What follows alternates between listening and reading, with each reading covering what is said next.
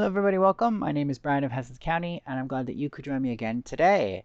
Today is going to be part two of the sort of vlog, I guess you could say, of me sort of teaching myself how to do sort of like side stitch binding with the idea of creating a sort of special edition print version of my role-playing game, Sageuk Roleplay in Joseon.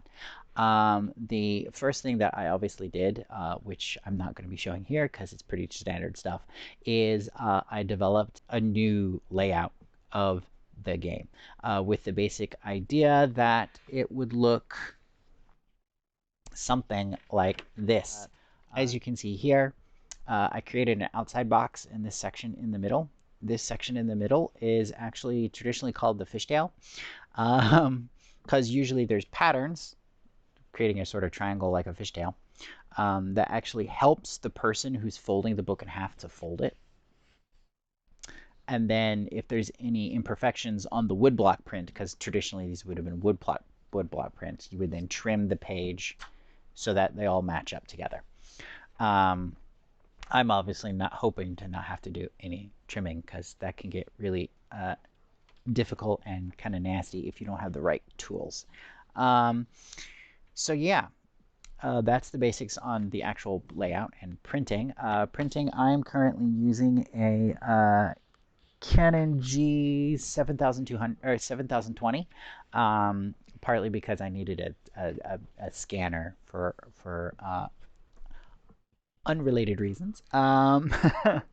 Partly to scan my own art, part of which is in Sageuk Roleplay and Joseon, but also for like non-TTRPG work-related reasons and things like that. Once the pages have all been printed, obviously I'm going to have to fold them. Which again, as you can see here, I'm going to be folding them, and I'm going to be using, to help me fold them, I like to use a score pad.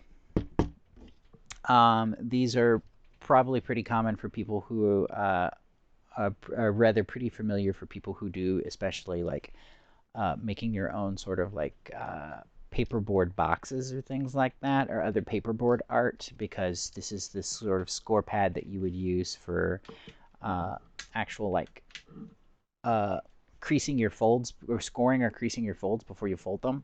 So again, we've got a plastic bone, which again, this is just basically like a somewhat flexible piece of plastic that's sort of to simulate an actual like bone that we would use for like folding and stuff. And then you would just put your paper on here, figure out where you want to score it, and then you would just score the straight line. Right. So yeah, basically I'm going to go through all 31 pages, score all of them just to make sure that they actually fold properly down the middle, fold them all, and then I would go to the actual process of, punching holes. And to kind of give you an example of that, let's take a look at one that I have here. Hello, everyone, again. All right, so sorry, you're going to be sideways for this section because there's nothing I can really do about that. But so again, here we have, this is obviously not the one you were looking at earlier. This is just plain printer paper for like a print proof or something. But we have our pages kind of like this. Traditionally, you would have all of your pages you would stack up your pages, and then you would actually punch them with an awl to actually make the holes. I typically, this is like a student style awl. The most nice, good bookbinding awls have like a bulb or something here to kind of hold on to for when you're punching, right? I, however, don't typically like using this if I have a large number of pages stacked on top of each other for a couple of reasons. First of all, when you're using an awl, it doesn't really matter if it's a student awl or not. But whenever you're using an awl, oftentimes when you're punching, well, if you have a bunch of pages on top of each other, unless you're holding it really nice and good, then you're going to potentially slip, which could be a problem, of course. But another potential problem is that when you punch, particularly thicker paper, let me give you an example using a piece of card, whenever you're using an awl to punch through the paper, sorry, I'm doing this in the air, so it's not going to cooperate. There we go. So usually when you punch through it, right? So you go pop, right? Which is fine. But if you look on the other side, you might not be able to see it. Oh, you can actually see it really well that way. There we go. You can see there's actually this bump, right? Where the paper's literally been pushed out of the way by the yawl, right? And oftentimes this actually will kind of stick pages together. If you have like 10 or 15 or 20 pages all stacked up on top of each other and you punch through it like that, oftentimes this will push down into the page underneath and the page underneath and the page underneath and actually create a layer. And then of course once you've punched a bunch of pages and you need to add more pages to your block, then this is going to get in the way when you go to stack them together.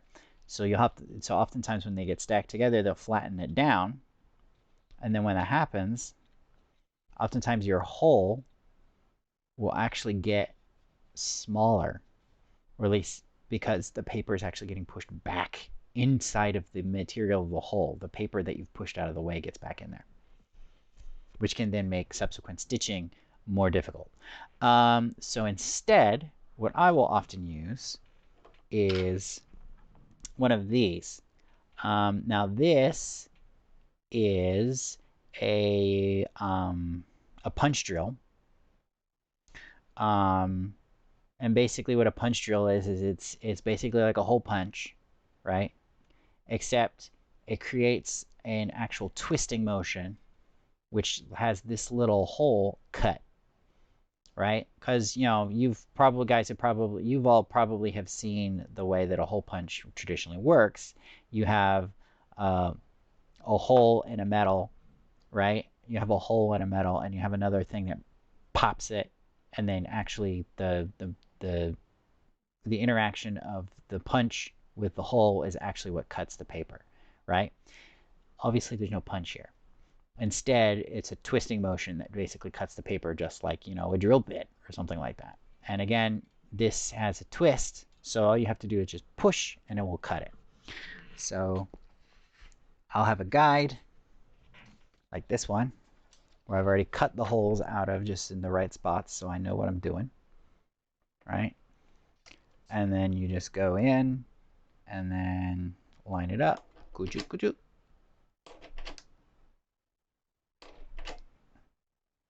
And there you go, right? And then the little pieces, the little holes of paper, because this one is so small, they'll oftentimes get stuck. But the basic idea is that they'll fall down in here into this slot, and then you just go tap, tap, and they come right out. Again, like I said, because the hole is kind of on the small side, oftentimes the paper will get stuck.